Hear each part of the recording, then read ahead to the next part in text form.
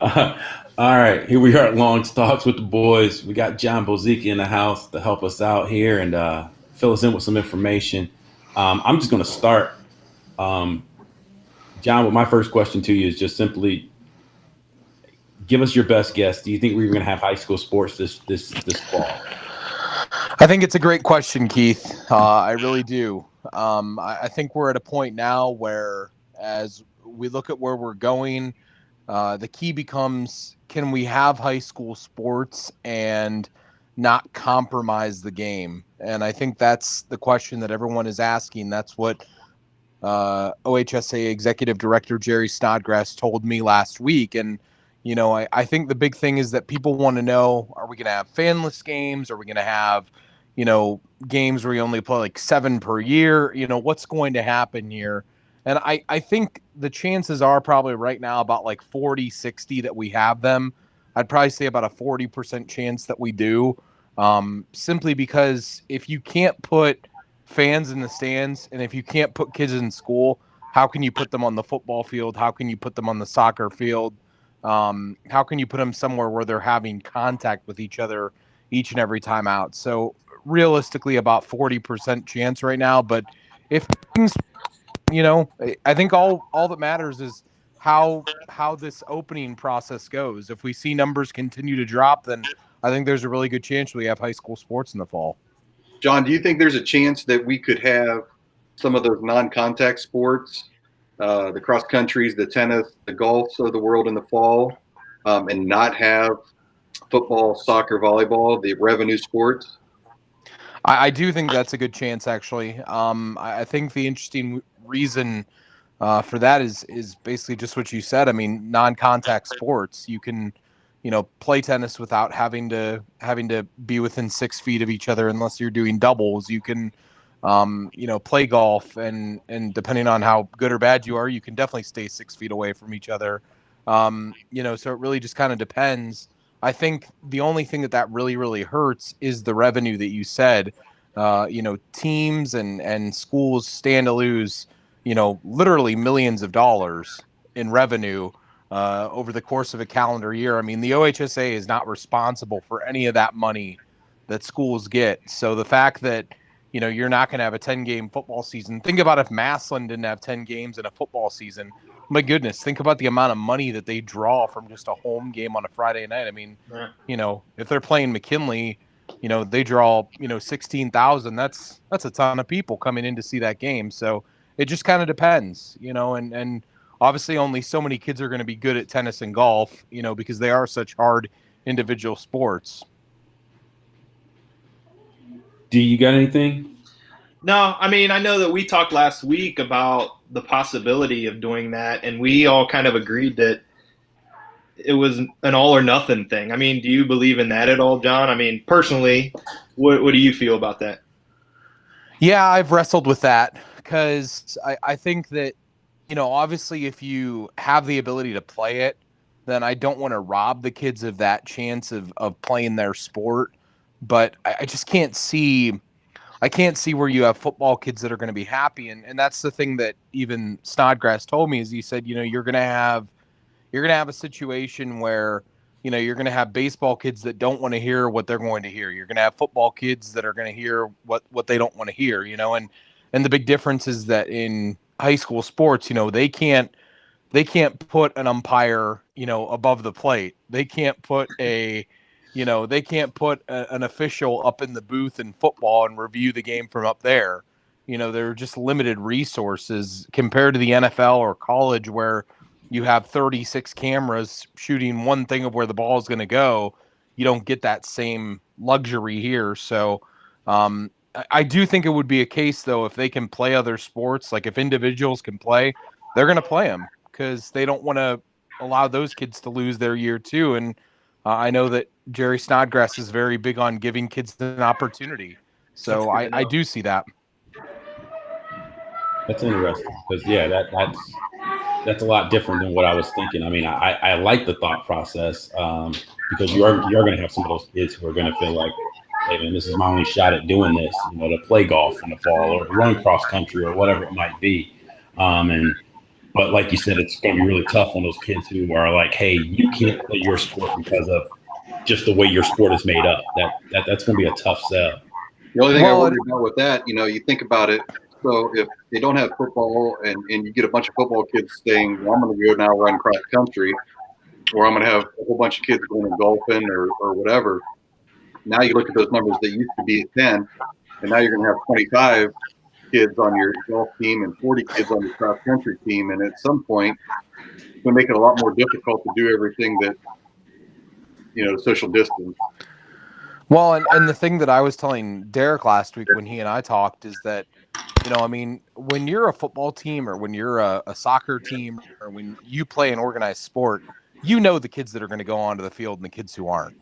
So it's like, for football, schools like Jackson, McKinley, your bigger schools that carry 60, 70 kids on a Friday night, you don't need to do that anymore. If you're on the team, you're on the team, you get the Letterman jacket, you get the recognition throughout the year, but you should only have about 40 kids on the sideline, figuring that you have 2 for each position. So, teams are just going to have to take a risk. I mean, it's a new normal, and if they want to play, they should be willing to take that risk. And you just hope that kids don't take that the wrong way and quit because of that, or have a different, change of heart. And I know that that's a hard sell right now, but I look at it like this: I would rather have sports and have them be just different than not have sports at all. Amen. I agree with that. Kind of changing a little bit, I guess. My question I want to ask you, John, was what have you seen just in your time of covering sports? What have you noticed, or what's the biggest changes you've seen in high school sports just in the time you've been covering?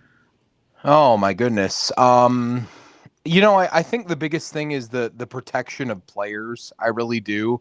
There was a time period where hitting the quarterback late or, going helmet to helmet still wasn't a very big deal. And then this past year, we really, really saw that start to come in. And honestly, the other thing too that's been crazy, you guys were talking about basketball earlier with The Last Dance, but watching those old games with MJ and with, the teams of the 90s, everything was built on the post. And, you cover a high school game now and everything is 5 outs. I mean, there's no one near the basket. And if you have a big, my God, that's like a dinosaur that you have on your team. So, it's just that whole idea has changed so much. And then also the addition of social media to the game. It's made things bigger than they even were before. You now have, kids on social media who can kind of beef with each other throughout the week, and it just makes a fun time. You have it's the modern sports, and what we see at the pro level, it's starting to come down to the high school level too, because was are impressionable. They do what they see. We were just talking about that when thinking about Jordan.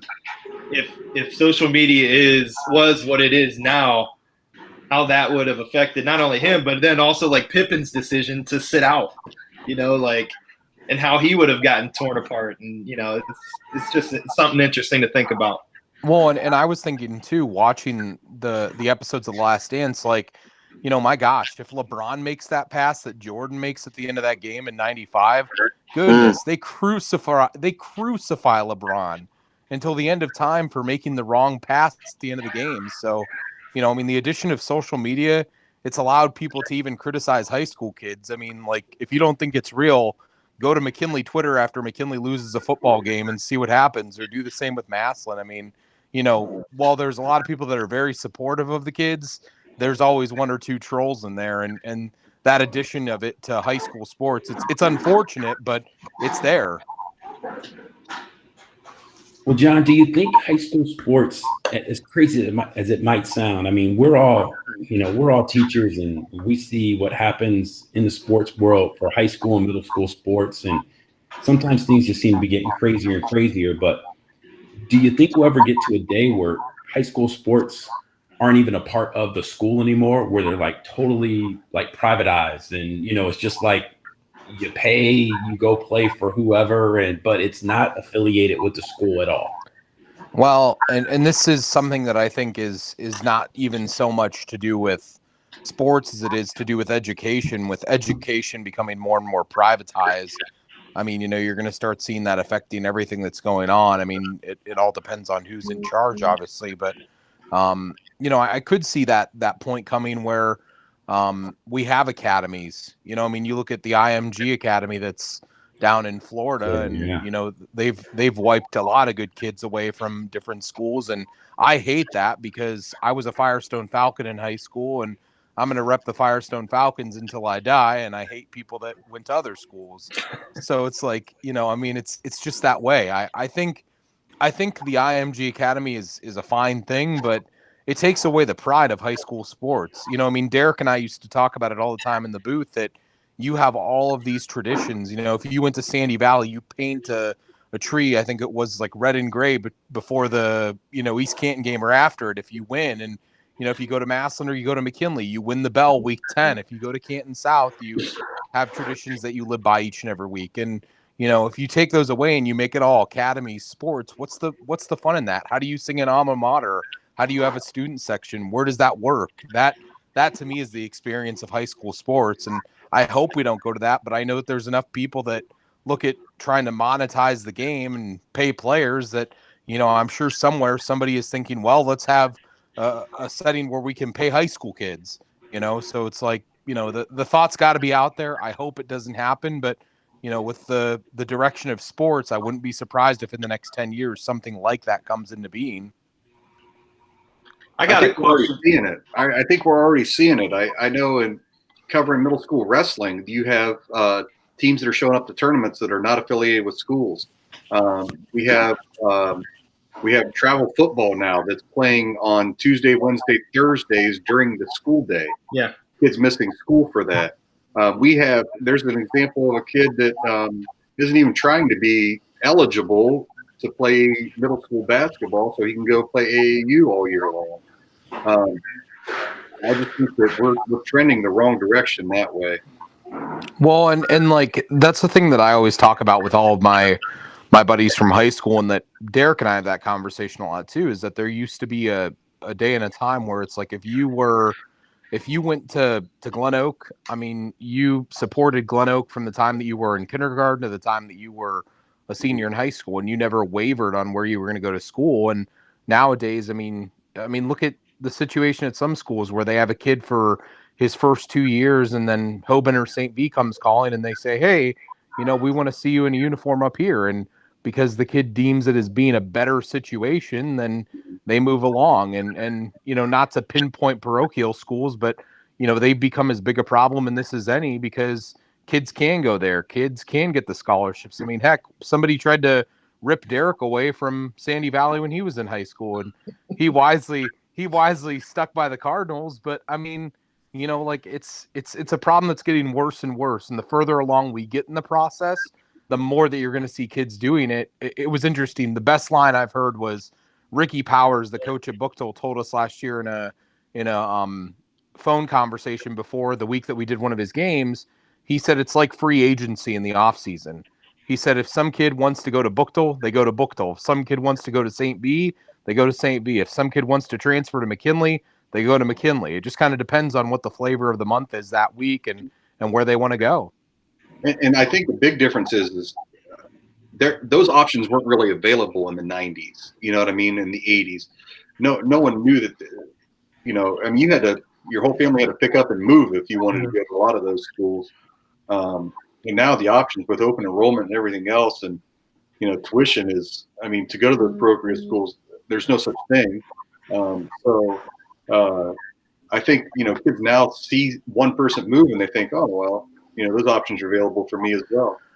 Well, and I remember when I was at Firestone my junior year, I wrote a piece in our newspaper that I thought was like hot stuff at the time, but of course it was littered with grammatical errors. But there were 5 kids. They were the best 5 players on our football team, and all 5 of them were originally from the Booktold district. So they decided that after Booktold went to the state championship, they were going to try to transfer to Booktold for their senior year, not realizing like that, the chances of all 5 of them actually ending up at the same school is slim to none. And, I called them out, and a lot of people applauded me for doing that at the time. But it's like, that's part of the problem, is that people see what guys like LeBron do. People see what guys like, Kevin Durant, the Snake, does, where he goes to, Golden State, and, they see that it's like you can just pick up and leave your situation whenever you want to and go somewhere else. And that should never be the way it's done. If you're a kid that starts at one school, you should finish there. Even if your last year is going to be a 1-9 season, you should finish with the pride of the team that you started with. It's amazing how that mercenary attitude has just kind of taken over. I mean, and we even see it in middle school now. I mean, it's not even just high school. I mean, there are kids in middle school now who are just like, I'm out. I'm done. I don't think, I don't think this is the best situation for me because I don't think I'm gonna get the pub or get the run that I need or deserve. And so, they're out. So that's amazing hearing somebody like Ricky Powers say that it's like a free for all, or like it's recruiting season all over again, like every summer. Well, and the thing that's crazy about it is that, like, you run into a situation now too where the best player on a team will oftentimes like decide mid-time through the summer, like, I'm going to think about transferring this year. So like they almost like hold it over the coach's head like it is free agency. And it's like that's crazy. We're talking about a 17 or 18-year-old kid here, and they're holding their abilities over a coach's head. I mean, like, I would have never thought of that. We hear that at the middle school level. Seriously, no lie, and it's amazing. Hey, I have a question, and this might be stupid. I don't even know if this is possible, but with what's going on right now, and the possibility of sports not being there in the fall with OHSAA, would something like, I don't know, people dropping out of the OHSAA and like doing something like that, is that possible just so kids can play? I mean, there's definitely a chance to drop out of the member schools, but if you do that, then you're going to ruin that relationship probably for a long period of time. And I know schools that have done that, but your heavy hitters in the state of Ohio, your Ignatiuses, your Mollers, your McKinleys, your Maslins, Elder, LaSalle, Sandy Valley, East Canton, Canton South. Those guys, they aren't going to drop out of there. I could see some of your academies doing it that are in the state of Ohio, because there are a few that are starting to propagate the world right now. But until that comes along, I see them standing by it, because the OHSA has been good to them. I mean, it really has been. People may not always agree with some of the decisions that they make, but I think you can deal with the fact that one football team sometimes has to travel further than another during the football season to put up with the fact of some of the other stuff. Well, one of the things I was wondering with the virus, how it is, how everything changes so quickly. You don't have sports. Let's say you don't have football. Let's say you don't have basketball. Let's say you don't have sports all year. And schools realize how much money they save not having any of those sports where you got to, you just saw DeWine took money away from schools.